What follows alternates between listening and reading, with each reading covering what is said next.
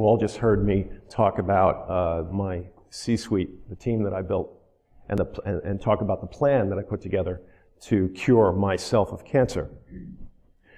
Today I'm going to talk about the why. Why did I do things the way I did things? What I needed to know was, what is cancer? Makes sense, right? I can't put together a plan to fix something unless I know what it is. Right? Makes sense. I did lots of research, just like any other entrepreneur. I wanted to put together a plan for something I was deathly afraid of, and I had to come up with some kind of ideas here. I had to dig, and come up with something. And then it finally hit me. I finally understood what cancer was. How many people here think that cancer is something... Well, how many people here don't know how you get cancer? Be honest. There's a lot of people in the room, right? How many people think you might catch cancer? You know, like from the proverbial doorknob. Anybody think you could catch it? Maybe? All right. There are... the funny thing is that cancer is not something you can catch. It is a process.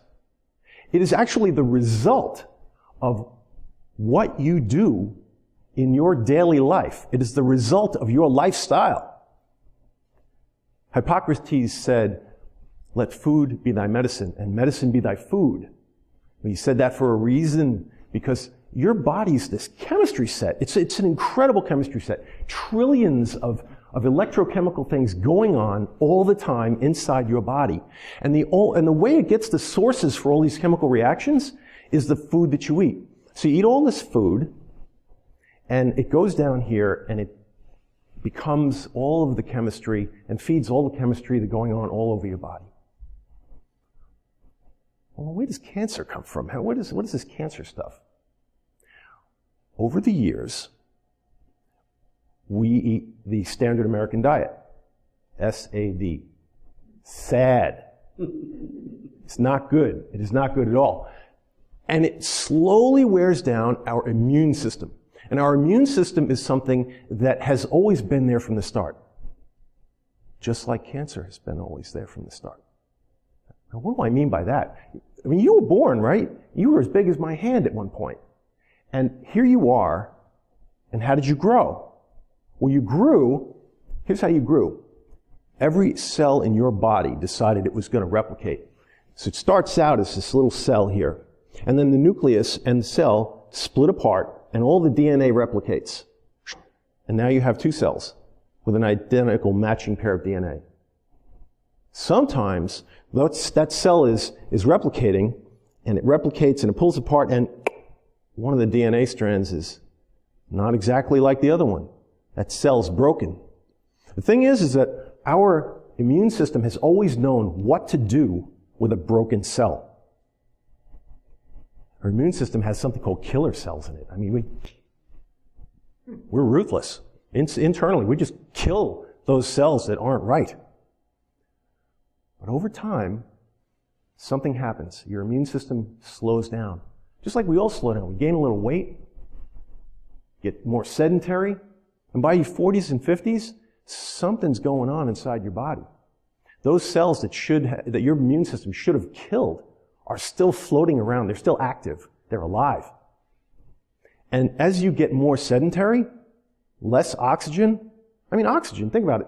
You've got this other major process. It's called breathing. Oxygen goes in, carbon dioxide goes out. Carbon dioxide comes from the activity of all the cells digesting, among other things, oxygen in the Krebs cycle for each cell, and it produces carbon dioxide and comes out, right? Well, when you're just sitting around at your computer all day long and you're just hacking and you're not really moving around, there's parts of your body down at the extremities and places where your blood doesn't flow so rapidly, and places where, you really, maybe you put on some weight and the oxygen doesn't get there.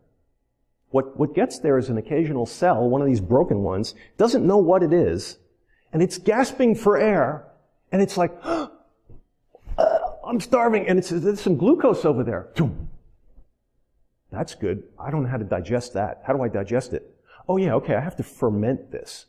So these cells in your body actually start fermenting sugar. You know sugar? How often we hear about eating too much sugar? Sugar is in everything. So it's wonderful at feeding cancer cells. Any cancer cell. It becomes like a little beer factory fermenting sugar. And they float around your body, and then you're kind of sedentary, and then one of them kind of gets lodged somewhere in a weak spot. And we all have different weak spots. People think that cancer is like there's all these different kinds of cancer. There's, breast cancer, colon cancer, and skin cancer, and all these other cancers. No, there isn't. There's only one cancer process. That's the fact that your immune system is not working anymore. And when you how do I say this? When these things lodge, these little amorphous cancer cells, when one finds a home somewhere, it masquerades as new tissue. Like the new tissue when you cut yourself and your body tries to heal that wound. Cancer looks like a wound to the body, masquerades. And what does the body do for a wound? It builds capillaries that feed blood to the new tissue.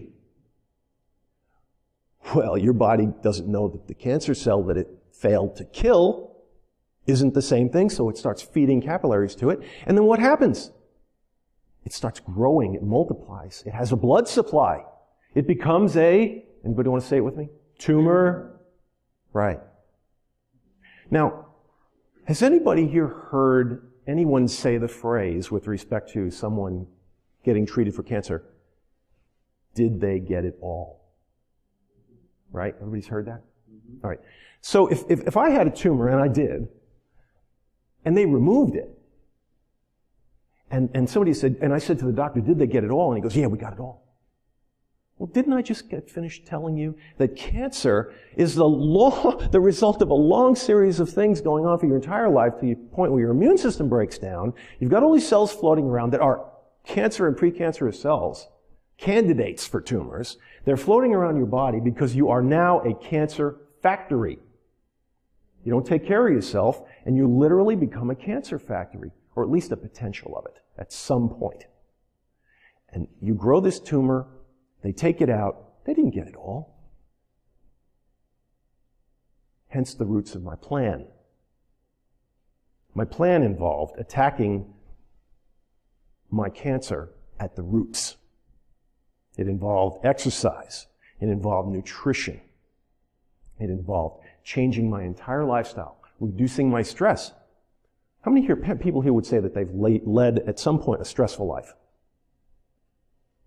Everybody. When you have a lot of stress in your life, cortisol is produced. And cortisol suppresses your immune system. Suppresses your immune system. When you eat a lot of processed food and processed oils, they're rich in omega-6. Anybody ever heard of omega-3, omega-6? Omega-6 oils, which are in most processed food, suppress the immune system. Have you ever heard of free-range eggs? That's because they're good, because instead of having mostly omega-6 content, they have an equal amount of omega-3 and omega-6. Omega-3 stimulates the immune system. I had to learn so much, change everything about how I behaved, calm myself down, play some more music so that I felt better. I had to increase my acumen about what it was like to live. To live a good life and to live a healthy life and to take care of my body and to eat well and exercise. And I had to really turn myself around. I lost 60 pounds. I couldn't go run 3-4 miles like I do now every other day. My knees would have fallen off. I ask you, if you understand what I've just told you about how you have the potential of being both incredibly healthy and a cancer factory, then what can you do for yourself? What can you do for yourself today? I mean, right now. What choice can you make today when you go to lunch? What choices can you make every day so that you can take care of this beautiful gift that we've all been given, our bodies? Mr. Toastmaster. Yeah. Oh, thank you. Thank you.